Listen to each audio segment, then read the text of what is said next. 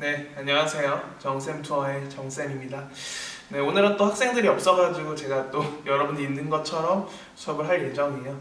네, 제가 이렇게 수업 중간에 발문을 던지면은 실제 수업에서 대답을 하듯이 한번 여러분들이 중얼거려 보시고 기억 안 나면은 제 대답을 듣고 아 맞다 이거였지 하면서 보완을 하시면 좋을 것 같습니다. 그럼 바로 수업 주제로 넘어갈게요. 오늘 주제는 아마도 11번 주제네요. 11번 주제 문화 파트죠. 문화 파트 중에 문화 변동의 요인, 양상, 문화의 의미 등등등 이런 거 제가 소개해 드릴 거고요. 먼저 문화의 의미부터 한번 살펴봅시다. 자, 문화의 의미는요 두 종류가 있었어요. 기억나시나요? 지난 시간에 문제도 풀었는데 맞습니다. 좁은 의미의 문화랑 넓은 의미의 문화가 있었네요. 좋습니다. 좁은 의미의 문화와 넓은 의미의 문화. 자, 좁은 의미의 문화가 뭐였어요? 자, 이거 좁은 의미의 문화 할 때 제가 여러분한테 질문했던 게 여러분 혹시 우리나라 국보 1호 아니냐고 국보 2호 아니냐고 보물 1호 아니냐고 보물 2호 아니냐고 막 이렇게 물어봤었어요. 우리나라 국보 1호가 뭐였죠? 문이었는데 맞습니다. 숭례문이고요. 그다음에 우리나라 국보 2호는 무슨 탑이었거든요. 10층 탑이에요. 10층 탑.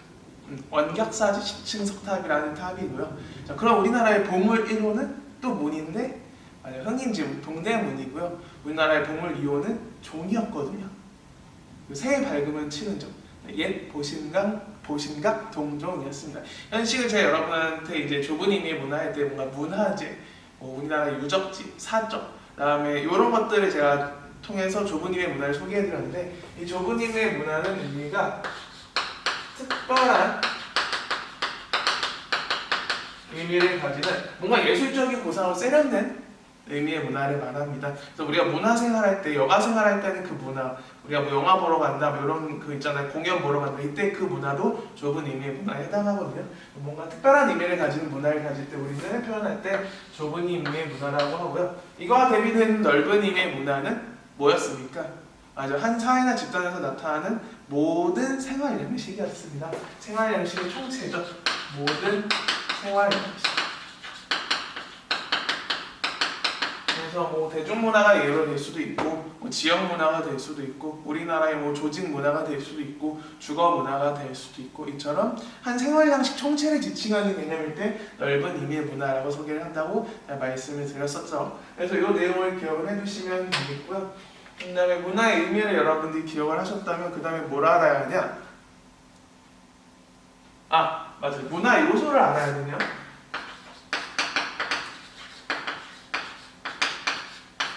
자, 문화의 요소는 두 가지가 있었습니다. 뭐 있었죠? 맞아요. 물질 문화 요소랑 비물질 문화 요소가 있었습니다. 물질 문화 요소, 비물질 문화 요소가 있고요.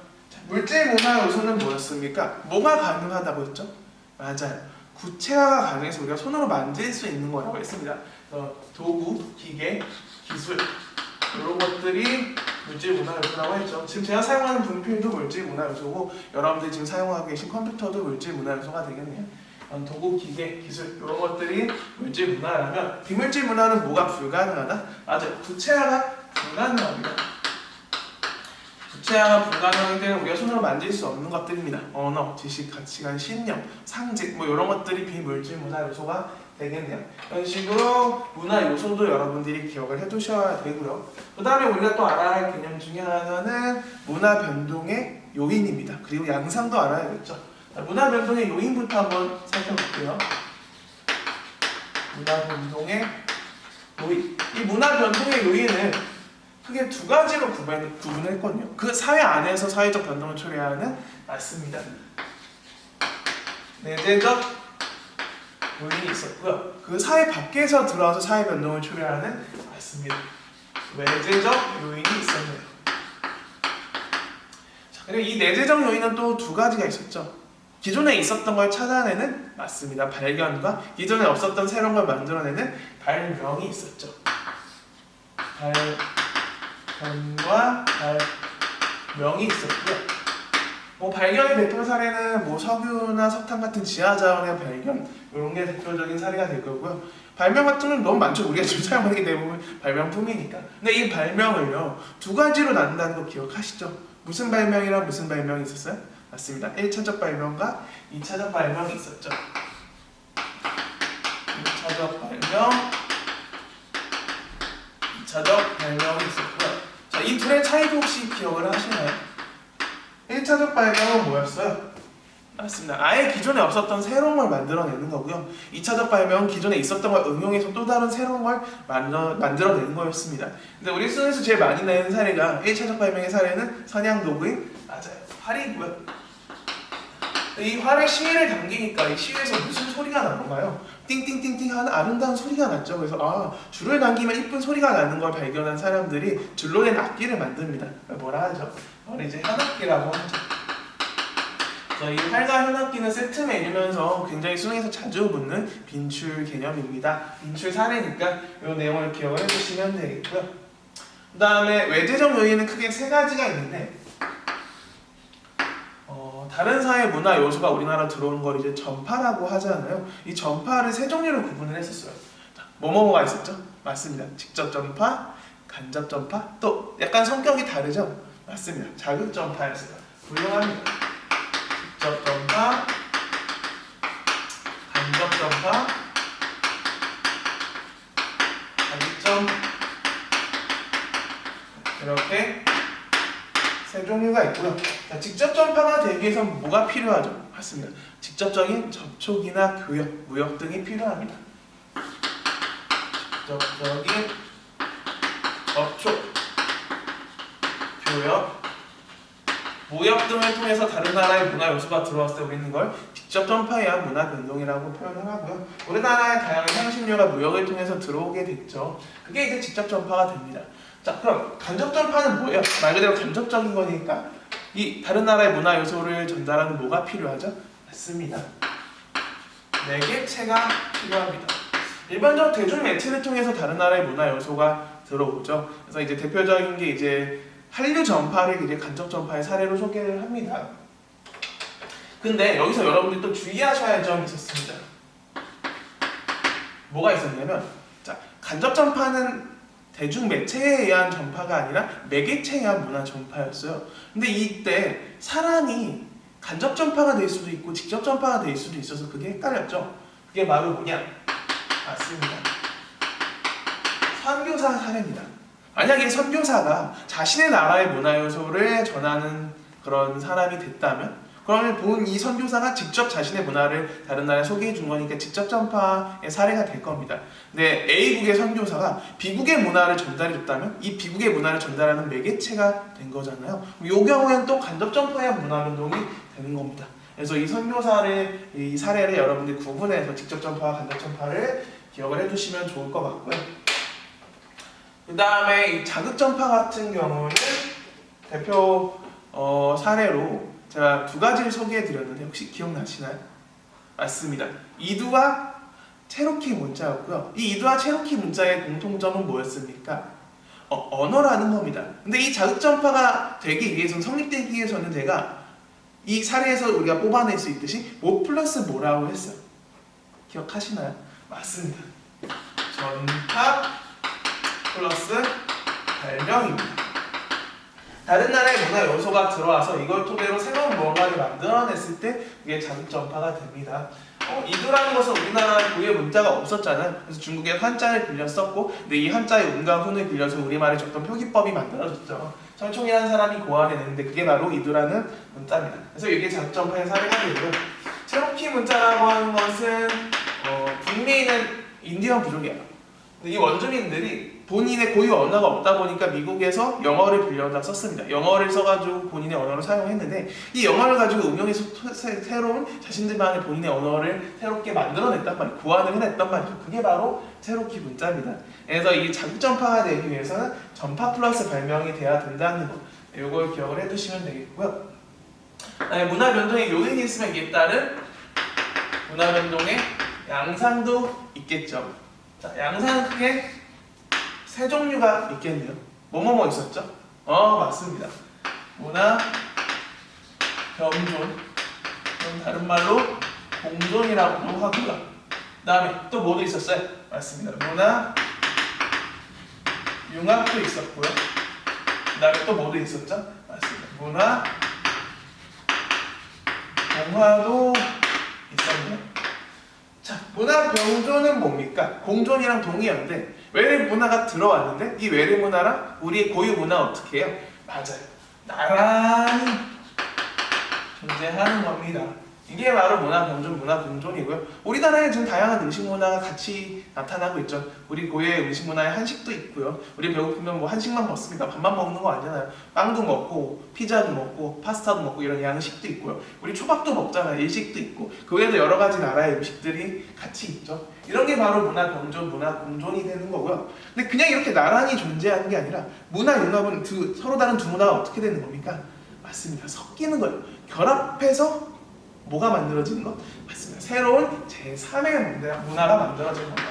결합을 통해서 새로운 제3의 문화가 만들어질 때 우리는 이거를 문화융합이라고 합니다. 여기서 말하는 제3의 문화는 바로 그 고유문화와 외래문화가 섞였다는 겁니다. 이 두 문화의 성격이 남아있는 새로운 문화가 만들어진 거고요. 퓨전 양식들 생각하시면 된다고 했어요. 우리나라의 대표 음식 중에 우리나라라고 하면 좀 그렇고 이 문화 융합의 사례 중에 우리가 맛있게 먹는 게 불고기 피자 같은 게 있죠. 우리나라의 불고기에 미국의 피자가 섞여서 두 음식이 섞여서 그 성격이 남아있는 새로운 음식이 만들어졌죠. 불고기 피자 같은 거, 여러분들 배고프실 때 많이 드시는 밥버거 같은 거, 이런 게 이제 문화 융합의 사례가 되니까 기억을 해두시면 되겠고요.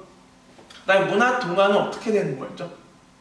맞아요. 외래 문화가 들어왔는데 이 외래 문화가 우리나라의 문화를 어떻게 버리는 거예요? 흡수해 버리는 겁니다. 우리 문화가 우리 고유 문화가 외래 문화에 흡수되어서 고유 문화의 정체성이 사라지는 현상이 바로 문화 동화가 되겠네요. 그래서 우리의 전통적인 주거 문화나 의복 문화를 생각하시면 되겠네요.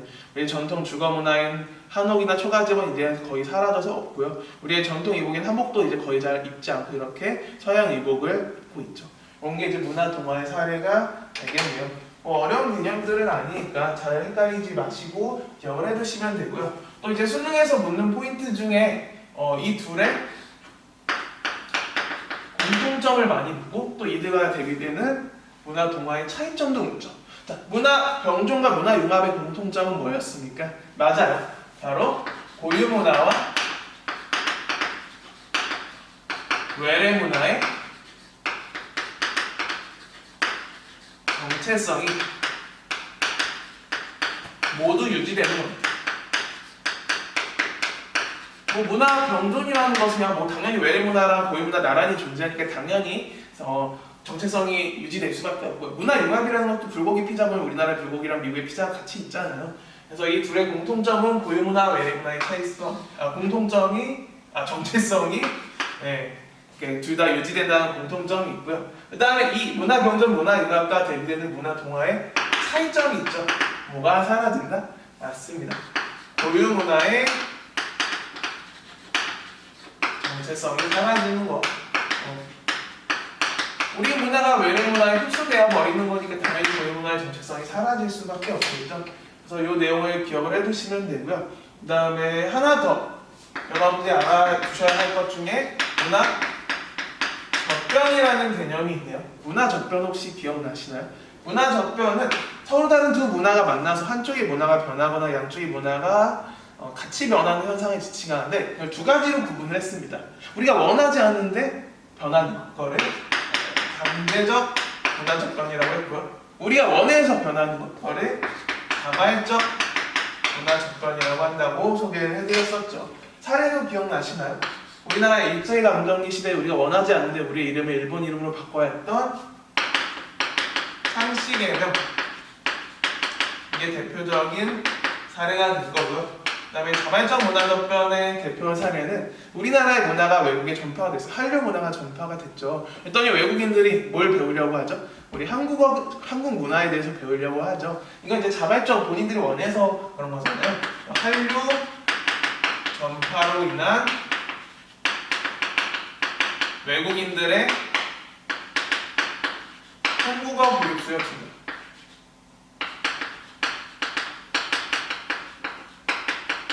이런 게 이제 자발적 문화접변의 사례가 되겠네요.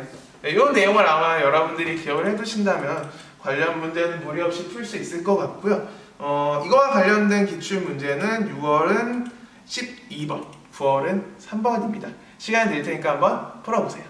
네, 그럼 문제 해설을 해볼게요. 자, 일부러 개념부터 설명하고서 문제 해설을 한 번에 찍어서 약간 판사가 조금 이상하다고 느끼실 수도 있을 거예요. 아무튼 뭐 문제 푸는 데는 지장 없으니까. 자, 볼까요? 6월 12번입니다. A국에서는 전통신앙의 외래 종교가 결합된 새로운 성격의 종교가 나타났대요. 이거 뭐의 사례죠? 맞습니다. 문화 융합의 사례죠. 외래 문화와 고유 문화가 섞여서 이 두 문화의 성격이 남아있는 새로운 제3의 문화가 만들어졌으니까 융합이라는 걸 알 수 있고요. 자, 비국은 자신들을 정복한 이민족의 강요에 의해서 그들의 문자를 사용하게 되면서 고유 문자를 상실했대요. 이거는 맞습니다. 문화 동화가 되겠네요. 고유 문화의 정체성이 사라지는 현상이고요. 자, C국은 뭡니까? 나무를 이용해 이전에 없던 활을 만들었대. 활하면 뭐의 사례였죠? 1차적 발명입니다. 그 다음에 그리고 이 활의 원리에서 아이디어를 얻어서 현악기를 만들었대. 현악기는 뭐의 대표 사례였죠? 맞습니다. 2차적 발명의 사례죠. 내재적 요인에 해당하는 발명을 두 가지를 같이 서술해 놨네요. 자, 그럼 봅시다. 기억. A국에서는 문화 동화가 나타난다. 문화 동화가 나타나는 건 B국이죠. 기억은 답이 될 수 없고요. B국에서는 강제적 문화 접변이 나타났대요. 그렇죠. 본인들이 원하지 않는데 이민족들의 강요에 의해서 우리의 고유 문자가 상실되고 그들의 언어를 쓰게 됐으니 이게 강제적 문화 접변 맞는 표현이 될 거고요. 그 다음에 D극. C극에서는 내재적 요인에 의한 문화 변동이 나타났대요. 자, 발명은 무슨 요인? 맞아요. 내재적 요인에 해당하죠. 정답은 니은 D극. 3번이 답이 되는 아주 쉬운 문제였네요. 그다음 리을을 보니까 BC국에서는 A국과 달리 문화 융합이 나타났대요. 자, 문화 융합이 나타나는 건 누구였습니까? A국이죠. 그래서 BC와 A를 서로 바꿔주면 리을은 맞는 보기가 되겠네요. 사실 이거는 너무 쉽게 냈죠. 이거는 공부를 한 수험생에 대한 약간 모독이 아닐까 싶을 정도로 너무 난이도가 쉬웠습니다. 실제 수능에서 이렇게 쉽게 나올지는 저도 잘 모르겠네요. 이번에 수능 보면 알 수 있겠죠. 그 다음에 다음 문제입니다. 9월에 3번이고요. 자, 가에는 간접전파로 인한 문화 변동의 사례가 나타나 있답니다. 자, 가는 간접전파인가요? 한번 볼까요? 일본에서 완탕으로 불리는 만둣국의 일종인 이 완당은요, 일본에서 조리법을 배운 요리사에 의해 우리나라에 전해졌대요. 자, 직접 요리사에 의해서 문화가 전해졌으니 간접전파가 아니라 뭐예요? 직접 전파에 의한 문화 변동이죠. 그래서 1번은 답이 될 수 없겠고요. 나에는 강제적 문화 접변의 사례가 나타나 있답니다. 볼까요? 2번 맞는 보기에 틀린 보기에? 틀린 보기죠. 영국에서 일본으로 전래된 카레가루는 인도의 카리가 기원인데 식민지 인도를 통치했던 총독 일행이 영국으로 가져간 카리가 영국의 입맛에 맞게 변형되어 일본에 전래되었대요. 식민지 어쩌고저쩌고 얘기 통치 어쩌고 하니까 뭔가 강제적인 요소가 들어간 것 같지만 사실 여기서는 강제적인 내용을 찾을 수가 없죠. 그냥 그럴듯한 그 단어로 인해서 만든 그냥 함정보기니까 여기에 낚이지 마시고요. 다음 3번 보니까 가인은 나와 달리 문화 공존의 사례가 나타나 있답니다. 자, 볼까요? 가는 문화 공존이 있나요? 자, 지문에 맞아 일단 딱 분석을 해보죠.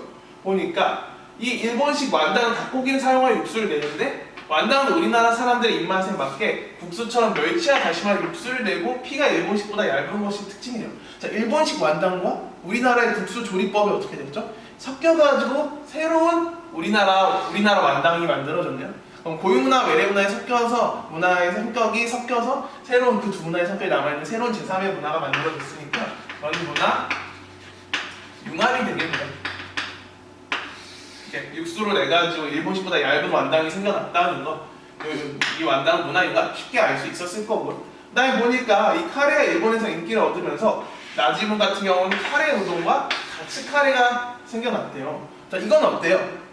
지금 영국에서 들어온 카레와 일본의 고유 음식인 우동, 그리고 일본의 고유 음식인 가츠와 또 들어온 카레가 섞여서 두 문화의 성격이 남아있는 새로운 제3의 문화가 만들어졌죠. 그러니까 얘는 문화 융합의 사례가 되겠네요. 더 나아가서 기존의 우동과 돈가스가 함께 큰 사랑을 받고 있대요.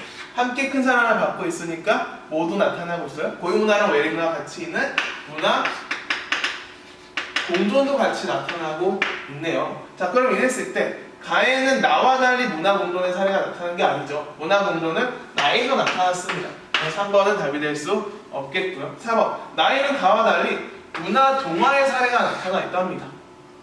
나는 문화 동화는 나타나지 않았는데요. 둘 다 나타나지 않았죠. 4번은 그냥 아예 틀린 보기가 되겠고 정답은 5번이 되겠습니다. 강화에는 모두 문화 융합의 사례가 나타나 있다. 보시면 아시겠지만 완단과 카레오돈 가츠카레라는 문화 융합의 사례가 소개되어 있죠. 그래서 정답은 5번이 되겠습니다. 어렵지 않네요. 이해되셨죠? 네. 그 다음에 이어서 12번 주제 소개해 드리도록 하겠습니다. 12번 주제는 하이 문화네요. 하이 문화는 어렵진 않은데 원래 자주 안 나왔거든요. 그냥 가끔 나오는 주제였는데 그 출제 빈도는 2, 3년에 한두 번 나오는 정도였는데 요번에 6월, 9월 모두 냈어요. 아마 도표 문제나 내 문제나 되면서 하이 문화같이 좀 쉬운 문항을 일부러 늘린 것 같아요. 개념 문제의 난이도를 좀 낮춘 것 같고요. 우리 입장에선 좋죠. 맞추면 되니까. 그래서 이 개념을 꼭 기억을 해두시고 하이 문화라는 것은 뭐였습니까? 무슨 문화랑 대비되는 개념이었죠? 맞아요. 하고 전체 문화와 대비되는 개념이고요. 이 전체 문화는 다른 말로 주류 문화라고도 하죠. 이걸 기억을 해두시고 하이 문화가 한 사회 구성원 일부가 향유하는 문화라면 전체 문화는 그 사회 구성원 대부분이 향유하는 문화라고 표현을 할 수 있겠네요. 이 하이 문화는 크게 4가지 종류를 제가 소개해드렸네요. 지세청반이라고 적혀있죠. 지는 맞습니다.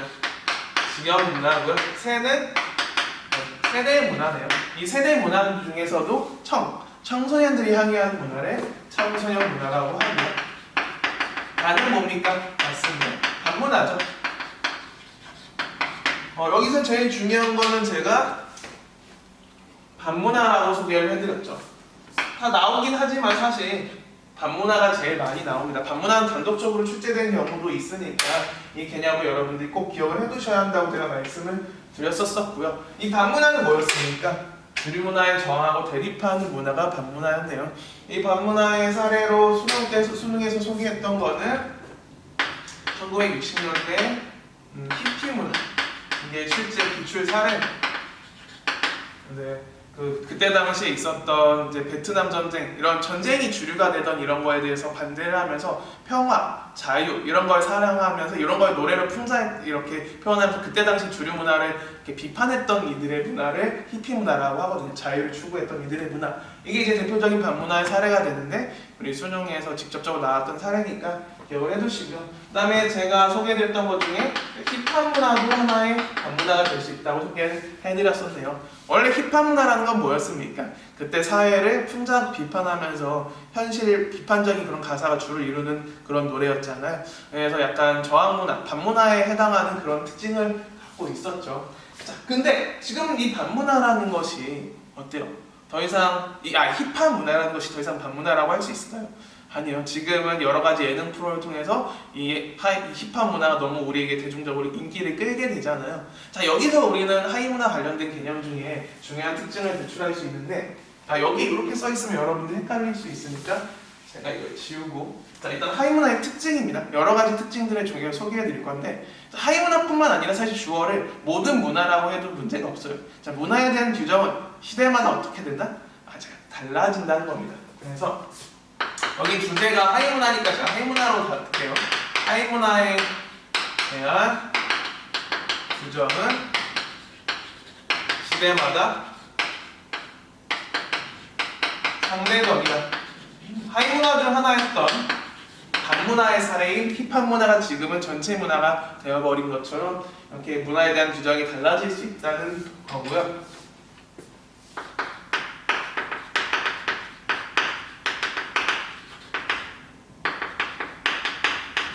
제가 지운 거를 다시 작게 썼습니다.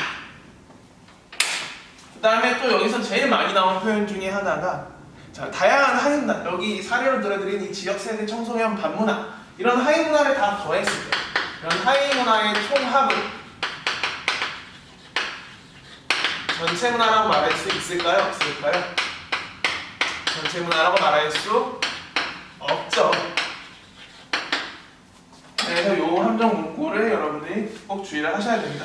제가 그림으로 그려드린 적이 있죠. 이렇게 전체 문화가 있으면은 이렇게 다양한 하위 문화들이 있는 거예요. 하지만 이 하위 문화를 가지고 이걸 다 더한다고 해서 나머지 모든 문화를 설명할 수 없는 것.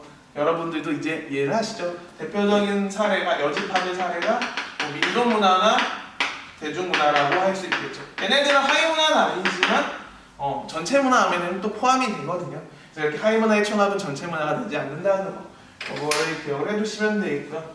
그다음에 또 하위 문화 파트에서 나오는 대표적인 표현 중에 하나가 자, 공통의 하위 문화를 공유하는 사람들은 공통의 뭘 갖게 될까요? 맞습니다. 공통의 소속감을 갖게 되죠. 그래서 같은 하위 문화를 공유하는 사람들은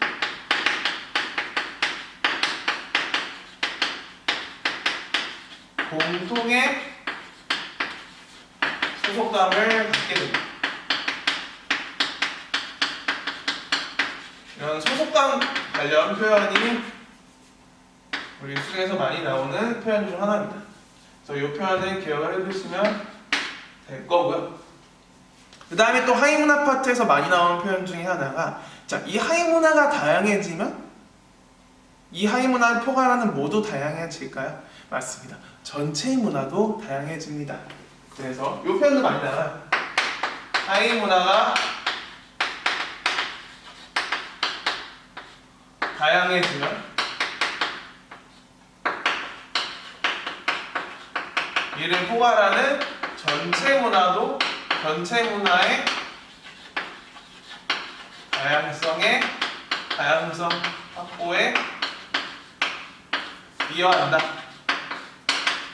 이렇게 문장을 정리해 드릴게요. 하위 문화가 다양해지면 이를 포함하는 전체 문화의 다양성 확보에 기여한다는 거. 이것도 같이 다양해진다는 거. 그렇죠? 이 하위 문화가 많아지면은 전체 문화 역시 어떻게 되겠어요? 당연히 다양해질 수밖에 없을 거 아닙니까? 이런 표현들을 여러분들이 기억을 해두시면은 하위 문화 관련된 개념들은 다 여러분들이 이해하실 수 있을 거예요. 이거와 관련된 문제는 6월 11번, 9월 12번이었네요. 네, 11번, 12번 모두 시간 드릴 테니까 풀어주세요.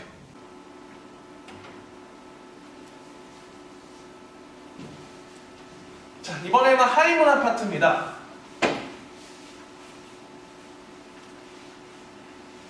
하위 문화는 뭐 진짜 맞추라고 내는 문제니까 어렵지 않아요. 자, 한번 보죠. 기억을 보니까 주류 문화는 모든 A의 총합으로 구성된대요. 주류 문화는 전체 문화랑 동일하다고 했는데 그럼 A가 뭔지 일단 우리가 알아야겠네요. 1960년대부터 70년대 미국의 대중음악계에서 로큰롤, 재즈, 블루스 등은 세대, 인종, 계층에 따라 각기 향유했답니다. 자, 각기 향유했다는 것은 사회 구성원이 모두가 향유하는 게 아니라 전반적으로 나타나는 게 아니라 일부 구성원만 향유한다는 거죠. 여기서 A는 무슨 문화라는 걸 알 수 있어요? 하위 문화라는 걸 알 수 있겠네요. 자, 그럼 하위 문화의 총합이 전체 문화라고 했나요? 총합이 전체 문화가 아니라고 했죠. 기억은 틀린 보기가 되겠고요. 그럼 B를 볼까요? 이때 밥 딜런이 반전 및 인권운동에 앞장서면서 당시 사회체제에 저항하는 음악을 만들었고 이는 B의 성격을 보였답니다.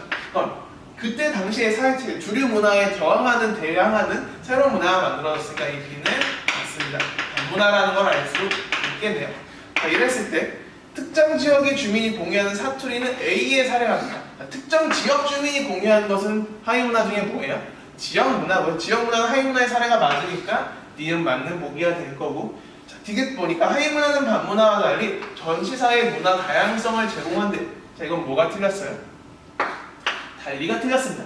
하위 문화도 결국에 반문화도 결국엔 하위 문화에 포함되니까 하위 문화, 반문화 모두 이게 많아진다는 건 이를 포함한 전체 문화 역시 다양해진다는 거죠. 그래서 달리 때문에 디귿은 답이 될 수 없는 보기였고요.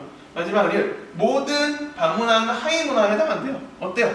맞죠? 이 하위 문화 안에 반문화가 들어가니까요. 반대로 모든 하위 문화가 반문화는 아닙니다. 이 역은 성립하지 않지만 모든 반문화는 하위 문화에 해당한다는 표현은 맞는 표현이 됩니다.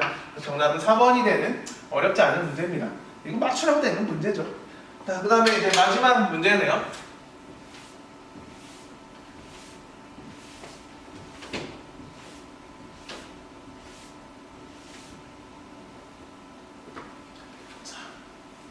보이시죠? 가는 뭘 소개하고 있나요? 찾으셨나요? 각국에서 노동자 계급 출신의 청소년들 중심으로 기성세대에 도전하는 문화가 생겨났답니다. 이들은 보수적인 대국 문화가 지배하는 기존 질서를 거부하는 의미로 조용한 카페에서 시끄러운 록음악을 틀거나 빠르게 치장한 스쿠터를 무리적으로 몰고 다니는 그들만의 문화를 향유했대요. 자, 기존 질서를 거부했으니까 이건 하위 문화 중에서도 많습니다. 반문화의 사례가 되겠고요. 나는요? 나는 찾으셨나요? 한번 볼까요? 미국에서 청년 세대의 문화적 정체성을 대변하는 청년 문화가 유행했대요. 청년 문화. 통기타와 청바지로 표상이 되는 우리 문화에 청년들이 열광했던 것은 기성세대와 구별되는 감성과 의식, 소비 성향으로 자신들의 정체성을 표현하고자 했기 때문입니다. 그럼 청년 문화라는 것은 청년 세대가 향유하는 문화라는 거잖아요. 그래서 이건 하위 문화 중에 세대 문화가 되고요. 지문을 통해서 우리나라의 1970년대의 세대 문화라는 걸 얼추 알 수 있을 것 같네요. 자, 그럼 보기를 봅시다. 1번. 반문화는 사회가 복잡해질수록 일부 구성원이 공유하는 문화가 주류 문화에 수렴되는 경향을 보인다. 자, 사회가 복잡해질수록 일부 구성원이 공유하는 문화가 주류 문화에 수렴되는 경향을 보여주나요? 이 내용과 가의 지문은 전혀 관련이 없죠. 1번 답이 될 수 없고요. 다음에 2번. 나는 특정 집단의 문화가 기존 집단의 문화를 대체하네요. 특정 집단의 문화가 기존의 주류 문화를 대체하는 현상이 난가요? 그러려면은 이 청년 문화가 이 전체 문화로 바뀌어야 됐죠. 근데 그런 내용이 없으니까 2번도 관련이 없어서 답이 될 수 없겠고요. 3번. 이 반문화는 세대 문화와 달리 주류 문화에 대항하는 성격을 가진 문화예요. 어때요? 반문화는 대항하는 문화 맞잖아요. 정답 몇 번? 3번이 되겠고요. 4번. 세대 문화는 반문화와 달리 일부 구성원이 공유하는 생활 양식이 문화 다양성을 증진시키고 있음을 보여준대요. 제가 강조했잖아요. 하위 문화든 세대 문화든 마찬가지입니다. 이 하위 문화가 다양해진다는 것은 결국에는 전체 문화의 다양성을 가져오게 됩니다. 그래서 4번은 달리라는 표현 때문에 답이 될 수 없네요. 여기서 일부 구성원이 공유하는 생활 양식 이코르 하위 문화를 말한다는 것도 기억을 해두시면 좋을 것 같고요. 그 다음에 마지막 5번. 반문화, 세대 문화는 모두 특정 집단의 문화가 전체 사회의 통합에 기여함을 보여준다. 이거 가지고 전체 사회 통합에 기여했다는 걸 알 수 있어요. 일단 그리고 반문화 자체는 전체 문화에 대항하는 거니까 기여할 수도 없겠죠. 일단 이 5번은 그냥 둘 다 틀렸어요. 관련이 없으니까. 그리고 특히 이 지문 가지고 세대 문화 그랬다는 것도 알 수 없어서 그냥 하나 둘 다 틀렸습니다. 그래서 정답은 3번이 되는 문제가 되겠네요. 네, 오늘은 13번까지 할 예정입니다. 자, 13번 주제는 대중문화네요. 대중문화 수능에서 나온 지 좀 오래됐는데 혹시 모르니까 제가 다뤄드리는 거고요. 대중문화랑 여러분들이 이 전체 문화, 주류 문화를 좀 헷갈려 하시더라고요. 대중문화랑 전체 문화를 구분하시기 위해선 대중문화의 특징을 여러분들이 기억을 해두셔야 되고요. 혹시 대중문화의 특징 기억하시나요? 많은 사람들이 향유할 수 있도록 문화가 어떻게 됐어요? 맞아요. 대량화됐고요.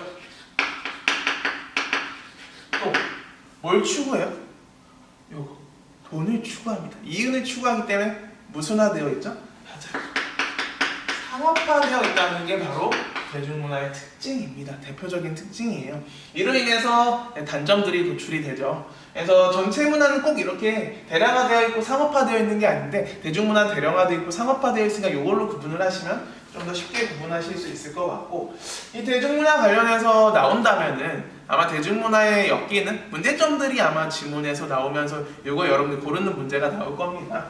그래서 대중문화에 엮이는 첫 번째로 소개해 드린다면, 자, 대중문화의 장점부터 갑시다. 대중문화가 보편화되면서 과거의 문화를 향유할 수 없던 대중들이 문화를 향유할 수 있게 됐어요.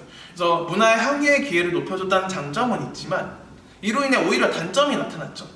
우리들의 선택의 폭이 어떻게 됐습니까? 굉장히 좁아졌죠. 여러분들이 문화 즐기는 게 다 뻔하잖아요. 집에서 그냥 TV 보고 영화 보고 그 다음에 여러분 요즘에 맨날 누워서 유튜브 채널 보고 계시죠.